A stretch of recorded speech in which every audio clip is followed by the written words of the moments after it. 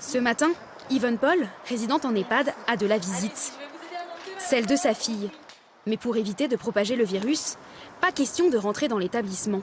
La rencontre a lieu dans un mobil-home spécialement aménagé. Mode acrobatie.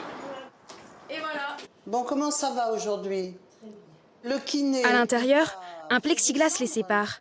Chacune a ainsi son espace, limitant tout risque de contamination. Je pense qu'il y a eu que les choses ont été bien faites, qu'il y a eu beaucoup de précautions qui ont été prises.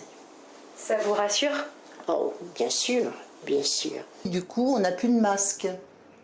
C'est mieux de ne plus avoir de masque? Ben bien sûr, bien sûr, bien sûr, parce que les émotions, on ne les voit pas, quoi. Alors bon, effectivement, ça ne remplace pas le toucher, ça je crois que c'est quand même un grand manque pour tout le monde. Oui. Impossible de se toucher, mais c'est toujours mieux que lors du premier confinement, quand les visites étaient interdites. Oui, elle venait sur le trottoir d'en face avec le téléphone.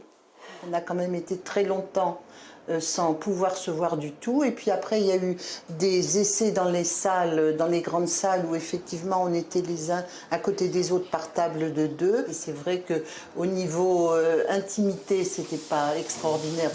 Yvonne et sa fille partagent ainsi un moment privilégié tous les 10 jours.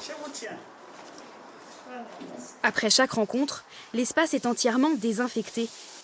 Conçu pour faciliter les retrouvailles des résidents avec leurs proches, ce mobil-home a même permis à des pensionnaires de se revoir. Dans l'établissement, nous avons des couples qui ne sont malheureusement pas sur les mêmes secteurs. Un monsieur dans l'unité protégée et une dame dans les étages. Et ça nous a permis aussi de faire en sorte qu'ils se rencontrent pour des repas dans cet espace. Le groupe propriétaire de cette résidence a déjà équipé ses 7 établissements de ce nouveau concept, qui pourrait en inspirer d'autres.